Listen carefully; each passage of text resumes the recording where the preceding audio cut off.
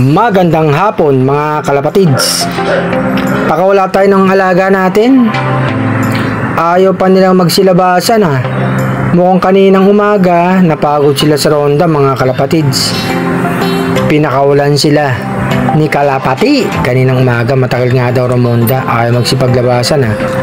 Bugawin natin para lumabas. Ayan ang mga kalapati. Yung iba nagsiliparan na. Tinatamad yata itong mga alaga natin ha. Yan na nga yung mga alaga natin mga kalapatids oh. Ang ganda ng panahon. Medyo mahangin na at makulimlim. Mabilis nga magdilim ngayon mga kalapati kasi October na. Malapit ang Pasko mga kalapatids ha. Kita nyo naman yung ulap oh mga kalapatids oh. Ang ganda ng view. Ito nga yung mga alaga natin oh. Kailangan paronday natin sila palagi kasi nga mga entry natin sila sa south. Tignan natin mga performance sa mga ibon natin mga kalapatids oh. Ganado silang lumipad oh. Kasi nga ang weather hindi na mainit mga kalapatids. Malamig ang simoy ng hangin. Kaninang madaling araw nga ang lakas ng ulan. Akala mo magtutuloy-tuloy mga kalapatids. Buti nilang huminto. Andiyan pa rin yung mga alaga natin oh. Sarap na sarap rumonda. Mamaya magpapakain tayo mga kalapatids. Mga batang ibon. Tignan nga natin sa sauto sa tawid dagat. Sana makapagpadulo tayo. Tiwala lang sa ibon mga kalapatids. Sabay-sabay na silang rumonda ngayon. Di tulad noon, watak-watak.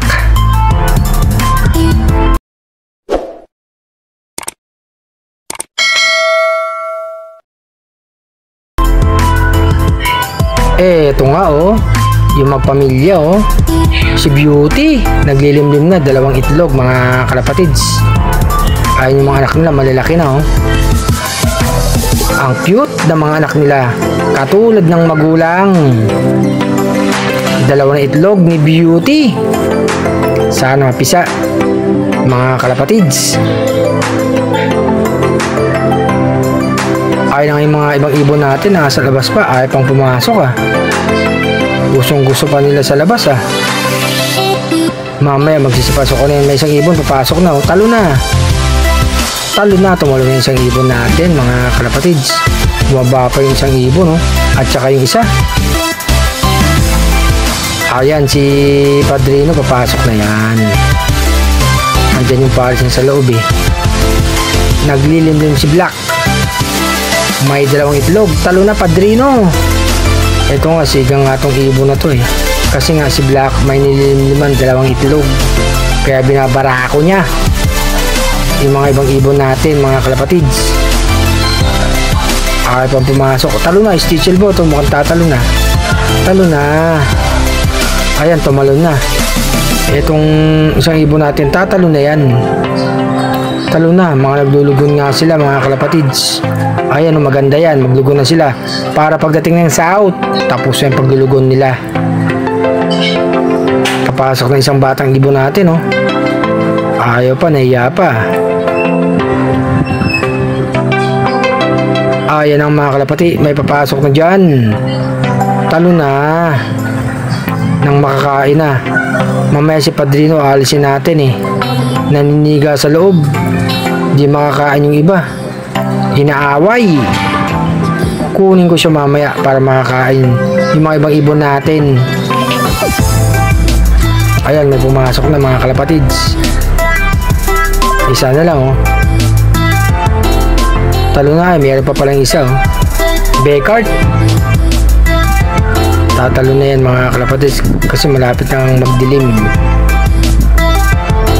Habang may liwanag pa, makakain na sila dahil dito sa taas wala tayong ilaw. Ay pang tumalon at sumitsyempo pa yung isa. Tatalo niyan. Talo na. Ayan na tumalo na. Eto nga mga kalapatids oh. Inilis ko si Padrino. Nakakain na yung mga ibang ibon natin. Inaaway niya kasi. May isang ibon pa tayo nandun, ayaw pang pumasok oh. Papasok na yung mamaya. Ayan, sumitsyempo na oh. Tatalo na yan. Happy flying sa lahat ha. Talo na, ayun, tumalo na. Eto nga oh, si Padrino. Hawak na natin. Ay, eto na siya oh. Ang poging ibon.